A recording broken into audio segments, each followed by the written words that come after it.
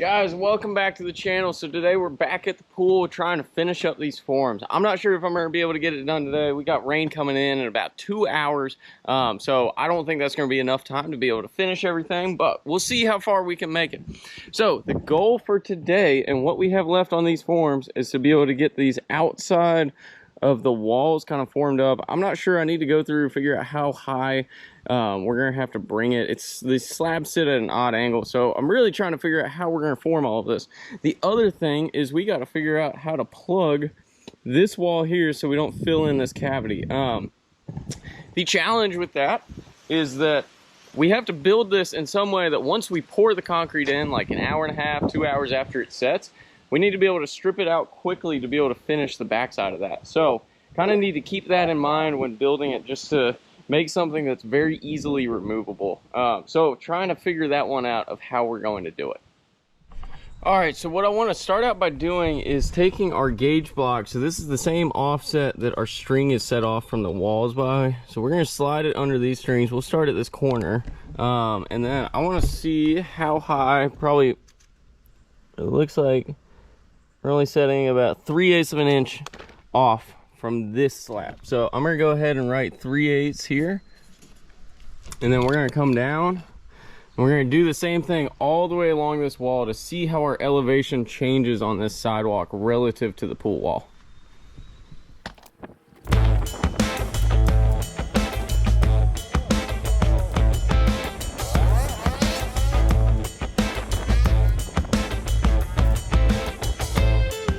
I think it's just, there's a lot of variations in all of the reference surfaces for this detail.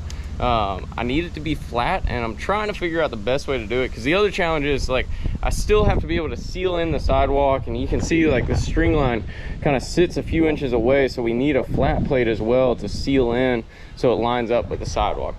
But what I'm gonna go ahead and do is start working on the framing of this form here.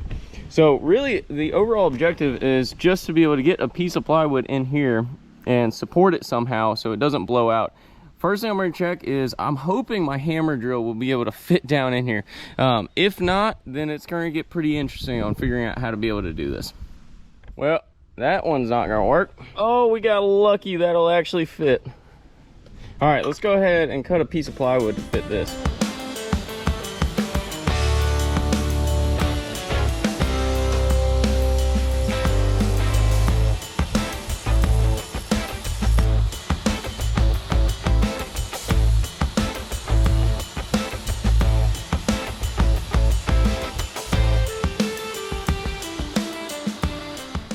So what I'm going to attempt to do is use this piece to be able to span this gap and temporarily screw the piece of plywood to it once I'm able to set the elevation, and then we'll be able to Tapcon the bottom end down there and then add in 2x4s up here and probably pocket screw it in or toenail it, something like that. We'll figure it out.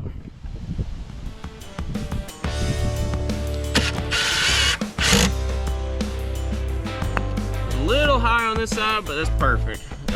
That'll work for us. All right, so let's go ahead and throw some Tapcons in the bottom. I'm not gonna be able to film that because it's deep in there.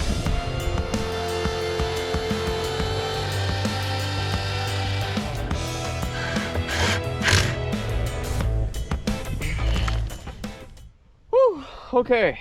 We got 2 screws in the bottom of it. I think that's gonna be enough to hold it once we get the other members in. At least I really hope so. Those are terrible to drill. So what we're gonna do, we're gonna add 2x4s along here on these corners to seal this up to this lip. And then we'll throw one in like this. Maybe. Yeah, let's do that.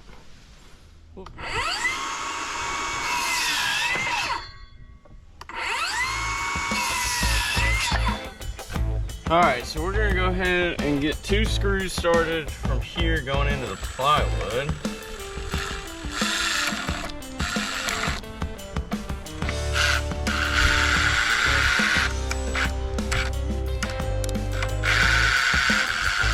I'm gonna try to make sure that they don't go all the way through into the concrete, or what will be concrete. Okay, we got those. Now we need to get this exactly where we want it.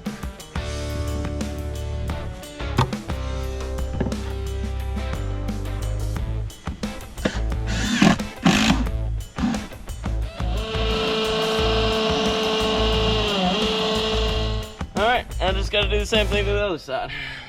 That was not fun. Definitely not.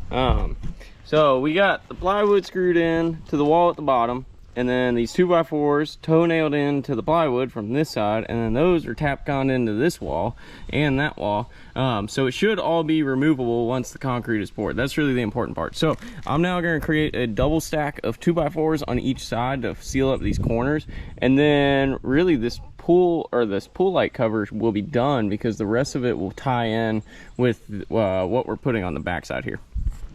All right, this one has been stumping me, so I'm trying to figure out how we can form up this outside edge of the wall. So, you know, the two issues is we got the sidewalk that varies in elevation, and it also varies in and out, right?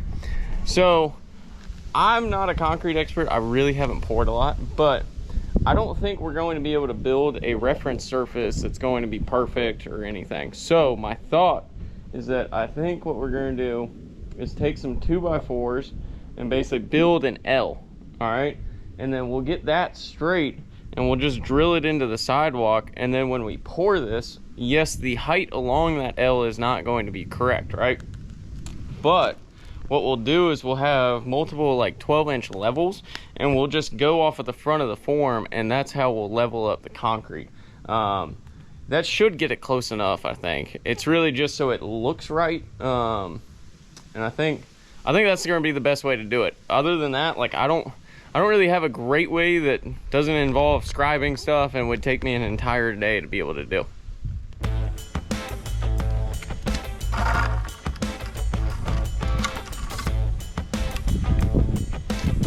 Okay, so what we're going to attempt is drill these boards in line, front edge in line. Slide this down, or get a little bit of an overlap.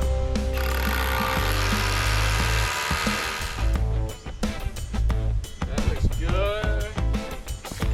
Probably just gonna eyeball this. We'll get it close enough for us.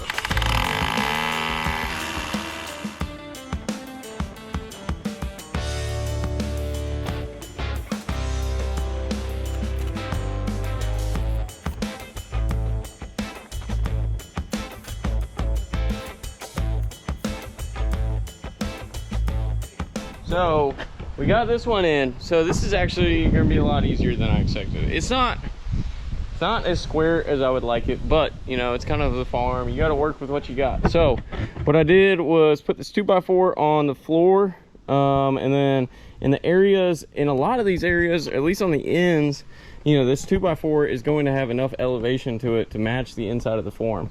In the middle here, we needed about another inch, so I just took some offcuts from yesterday and screwed them on. Again, we'll use the level when we're pouring this to get their height right, but this wall should just require a 2x4 running along it, so that'll be easy. Just get that nice and square, and then we'll work on that one, and then that should be it for the form.